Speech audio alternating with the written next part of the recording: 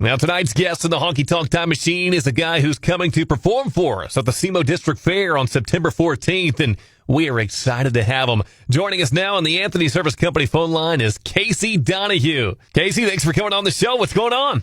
Man, just surviving. How you guys doing? Just surviving. That's a good way to put it for this day and age, isn't it? I'm telling you, just trying to get through another one. Yeah. Well, we got to get through a few more here before September 14th rolls around, when you'll be performing at the SEMO District Fair for us. Have you ever been this way before? I think that's my first time at that fair. I've spent a lot of time in Missouri and all the surrounding states for sure, but I think that's my first time at that fair. Okay, so that means for a lot of folks, not for all, but for a lot, it might be their first time seeing Casey Donahew put on a show. So with that being said, for the first-timers who haven't gotten to see you yet, what can we expect? What kind of show do you typically bring to stuff like this? Man, the short version is like the greatest time of your life. Other than that, I don't want to oversell it. But no, we've been doing this a long time. We take a lot of pride in our live show and putting on a show people want to come back and see and bring their friends to. A lot of crowd involvement, entertainment, and a lot of energy. We don't want to oversell it, but it's going to be the greatest time of your life. Yeah, something like that. Not to oversell it. Yeah, don't miss the greatest time you ever have. And folks are excited to see it. We've been giving tickets away. People have just been falling all over themselves trying to get the meet and greets that we've been giving out. So keep listening. You might get another chance to win some tickets to the show that night. Now, Casey, I don't know where you'll be coming from directly when you get here on September 14th, but I know you originally hail from the great state of Texas. What part of Texas are you from? I've been in Fort Worth, Texas my whole life. Okay. And I know the musical influences there are many. So who would you say were your biggest influences as far as the ones who kind of got you started, got you interested in what you're doing? Man, Pat Green was probably the reason I do what I do now. Actually, a pretty good friend of mine, but he kind of set the tone and the direction for where my music went. You know, growing up, I was a big country fan for sure, a big George Strait fan, big Chris Ledoux fan, and just really loved cowboy music, country music, and but Pat kind of changed the scene down here in Texas and turned this scene upside down, and you know, that's he kind of led me down the path, getting me on this road I'm on now. Well, I know when he started getting like more national airplay, I guess that was like late 90s, early 2000s. I know that kind of shed the spotlight on Texas music a lot more. Is that what you mean when you say he changed the scene, or is there something more specific that he did in Texas that kind of changed everything? Well, it just made it possible for independent artists to really be successful. I mean, that's a guy who sold 1 million records out of the back of his truck before he had a record label or anybody else. So it kind of laid the blueprint out where you could go out and make a living playing music and not have to play by a record label's rules, I guess. And that's something that you've been able to do throughout your career. Yeah, we've maintained our own control. I get to pick what clothes I wear, and I get to pick what songs I sing. And my wife's been our manager the whole time, and you know, it's really a family-run business. What's that like, having your wife kind of manage things for you? It's the best. Is it? No, she's actually unbelievable. Some people will question how you work together, and you know, there's stressful moments. Don't get me wrong, because there's a lot of moving parts to make this happen. But you know, I always know that when a deal gets done or something's being worked on, that there's no doubt about whose best interest my manager has in the back of her head. That's for sure. She's always going to have your corner, no matter what, right? Always. Yeah. So how'd you get started as a musician, Casey? I mean, I guess, you know, Pat Green was the influence, but then, you know, when did you decide this was going to be for you? You know, I wrote songs before I played guitar, just in high school. I guess there were songs in my head. And then tried to pick the guitar up when I was 13, 14 and didn't stick. And then went to college, and my college roommate was actually a veteran who had come back from the Gulf Wars, and he played guitar, and I got the bug again, and borrowed a guitar from my grandpa who played, and just taught myself how to play guitar, and then started putting songs to it. And then a couple years later, we were hitting stages, and then just never looked back. You talk about the Pat Greens and the Chris Ledoux's, and what I love about your music is you've never shied away from giving them props in your music and kind of mentioning them in your songs and kind of making sure you keep their legacy alive. Not that they necessarily need that to keep the legacy alive, but it's nice to kind of pay homage to them. Oh man, those are guys. Both of those guys really. The way they could hold a crowd was one of the things that really inspired me, and I try to make that part of my career, and hopefully we've done a decent job of doing that. But they were fantastic on stage and really drew people in, and people believed in them and believed their stories, and that's kind of something I always wanted to be, was authentic, and hopefully we've accomplished some semblance of that. I'm just a Southeast Missouri guy, so I might not be the most knowledgeable on the subject, but it seems like about right now, and maybe over the last year or two, that Texas country is starting to become a little bit more mainstream, or people want to hear that Texas country a little bit more on a national level. Are you noticing that yourself?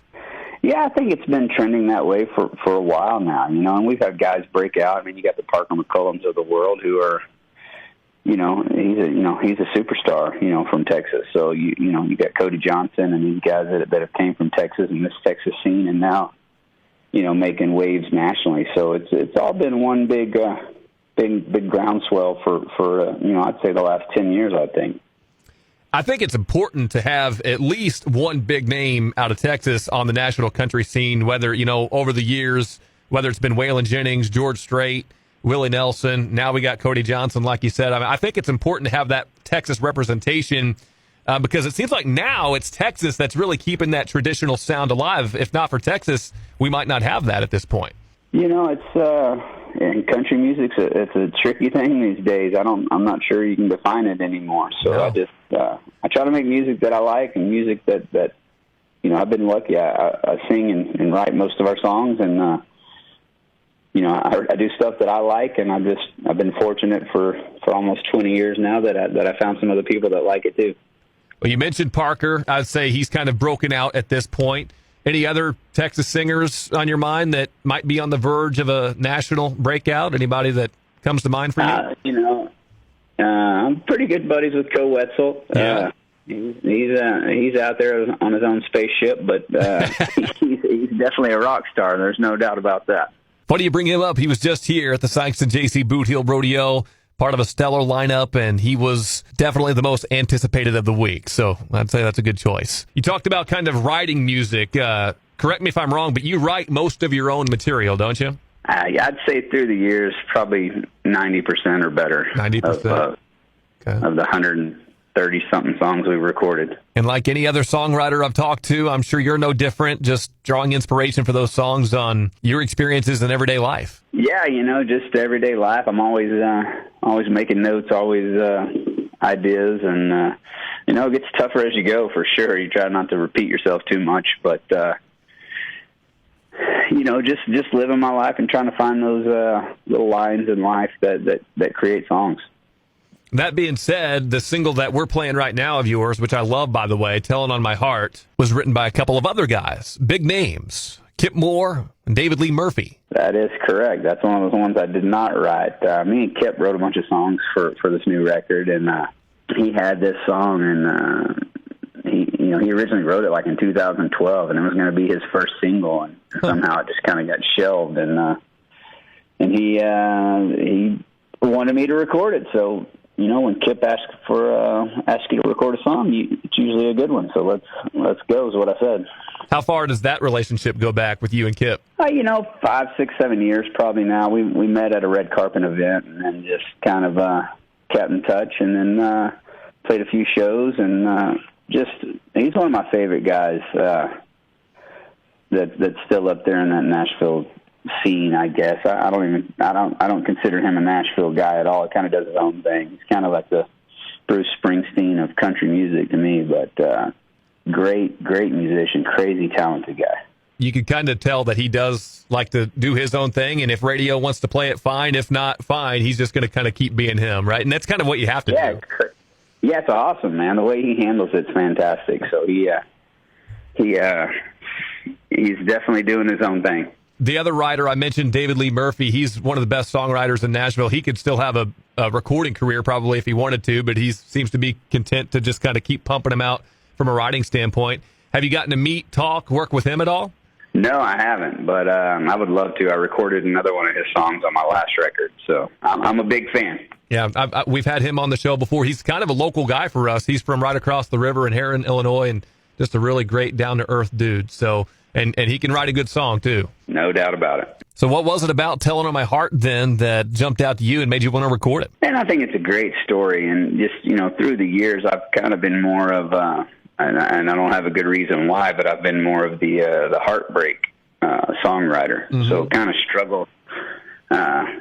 I feel like I struggle writing love songs, and it's good to put a love song out every once in a while, but it's one of those things. I'm always kind of looking for a great love song to record, and that one just immediately jumped out and just felt like a hit. I get it. A good love song comes along, you got to jump on it because the good ones are a lot harder to come by. Now, as far as the heartbreak songs, not that every country song has to be about heartbreak, but certainly those types of songs seem to define country music, and I think that's why songs like that resonate with me as a fan of country. I like to hear those heartbreak songs every once in a while. Yeah, that's kind of my thing. So I usually fill up a record with some heartbreak, and so it's kind of the mode I usually end up writing in. And, so love songs kind of elude me. There's just something about those crying in your beer songs going all the way back to the whiny twang of Hank Williams, or just the pedal steel guitar, which I think is vital on a country record. Like, I think you have to use that in some way if you're making an album, which leads me to one of my favorite songs of yours. You want to talk about a heartbreak song, Bad Guy. The honesty and vulnerability of it, from your standpoint, kind of opening up and saying, hey, these are all my faults. If you take a chance on me, you probably will get your heart broken, I think is a really cool way to go about writing a song. Yeah, that's probably one of my favorite songs that I've ever written. It just, really? I don't know how that came about. I was actually in London when I wrote that song without a guitar. I just sang it into my phone and wrote pretty much the whole thing, and then came back and put it to some music, and never even worked on it. It was just kind of done. So it was. It seems like sometimes the good ones happen like that. It doesn't seem like coming out and saying all your bad qualities and telling people that you're such a bad dude would make people like you, but something about putting it in song seems to work. Yeah, you can tell the truth, and people not sure it's you or you made it up. Yeah, exactly. Tell the truth. So, we've talked about a few of your songs, but like if you had to pick one, and I know you've had a long career, and it doesn't have to be a radio hit or whatever, and maybe it is Bad Guy, but if you had to pick one of your songs that kind of represented Casey Donahew and Casey Donahew's music throughout history, could you pick one, or is there one that you'd have in mind that you would like to be that legacy song? God, that's really tough, man, because what we do is so different. I do these slow, sad, heartbreaking songs, but then, we spend a lot of time, up on top with all these high energy, crowd involved kind of anthems.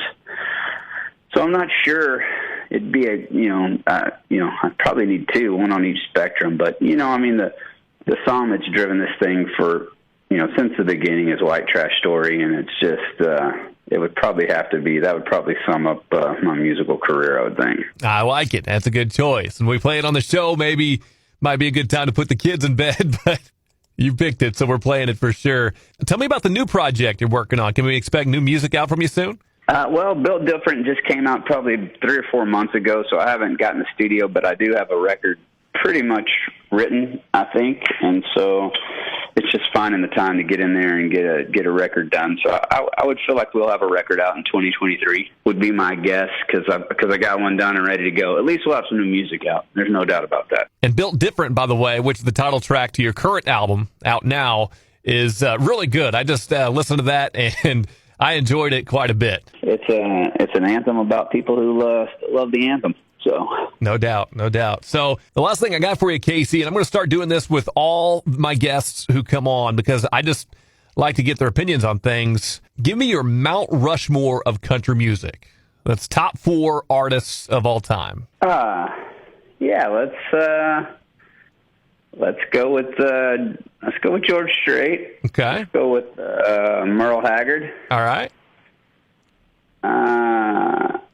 I'm gonna go with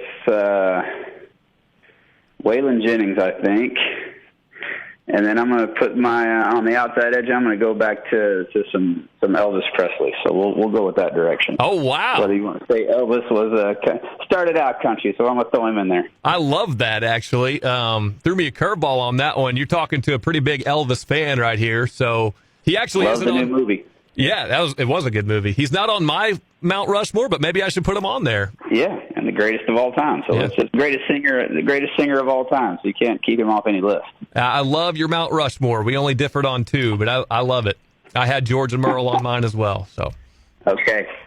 Casey, anything else you want to add to your fans who are coming out to see you on September 14th at the SEMO District Fair? No, we're looking forward to getting up in Missouri, and I can't wait to come up there and put on a show. We sure appreciate you coming on and talking with us. It was nice kind of getting to know you a little bit, the man behind the scenes, and we can't wait to see you on Wednesday the 14th, Casey. Okay, buddy. Thank you. Thank you.